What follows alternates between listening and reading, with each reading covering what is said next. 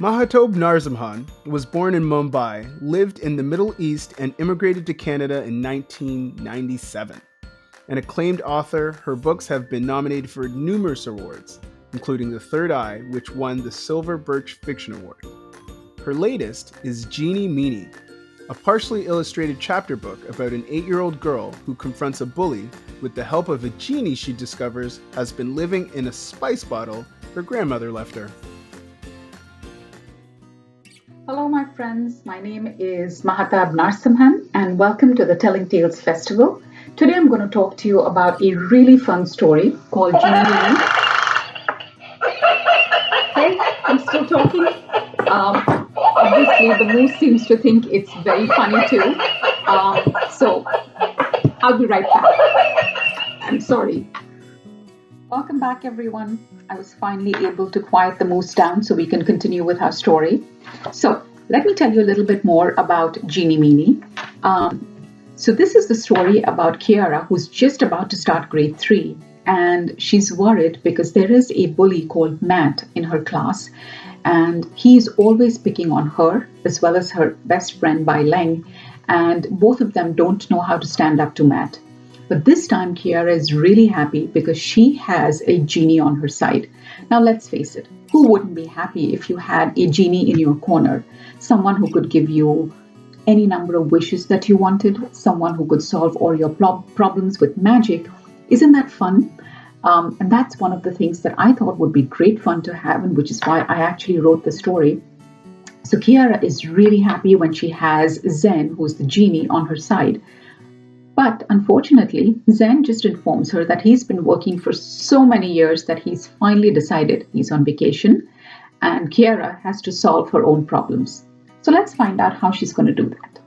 I'm going to read you just a little bit from the first chapter, and then I'm going to let you guys read the rest of the story. Chapter 1. I miss Gran so much. It was like having a stomachache that wouldn't quit. No one could fill the hole in my heart that she'd left when she died. Not Grandpa, who was visiting from India, and not my parents or my best friend, Bai Leng. Grandpa had brought a box of treasures Gran wanted me to have, but this just made me miss her even more.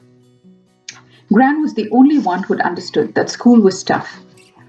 Kids could be super mean. She'd encourage me to stand up for myself if anyone tried to bully me. Never give up trying to do the right thing, no matter how hard it is, she would say.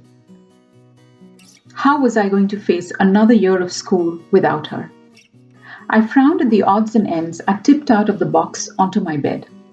Why had Gran left these things for me? A crow's feather, a yellow pencil stub, a necklace made of wrinkled brown beads, a rusty key, and a small glass bottle with some kind of spice in it. I searched for a note. Nothing. What was I going to do with the spice? Mom didn't let me use the stove. Gran had known that. All of this stuff was junk. Wait a minute. I stared at the bottle. It was labeled Zen Garam Masala. A wisp of blue smoke seemed to waft up and down inside it, and I had the weirdest feeling it was trying to escape. I rattled the bottle. Oi, stop! Startled, I looked around. Who said that?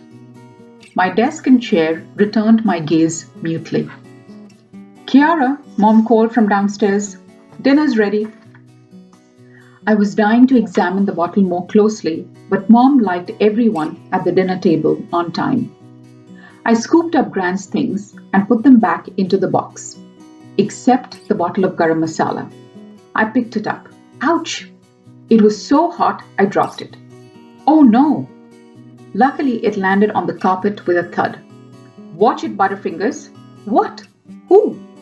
Come out and show yourself, I said, inching towards the door. No one appeared. I was the only kid in this house, but the voice I was hearing in my head also belonged to a kid. It kind of sounded like this horrible boy in my class, Matt. I gazed at my reflection in the mirror. Brown eyes stared back at me from under a mass of wriggly black hair. Kiara, you're only 8 and you're losing your mind, I said to myself. That's sad. Yep, the voice in my head agreed. I picked up the bottle, which was barely warm now, and put it on the desk. This was so weird. Kiara Prasad, I want you at the dinner table now. Mom's voice had a sharp edge to it. I glanced at the bottle once more before I left the room. The smoke inside was now blood red.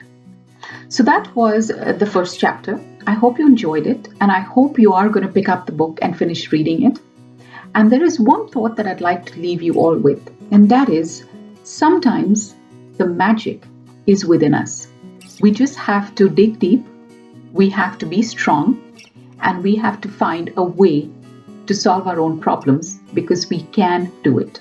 If we look deep within ourselves and we find the strength, we can solve the problems, and we really do not need any external magic. The magic is within us.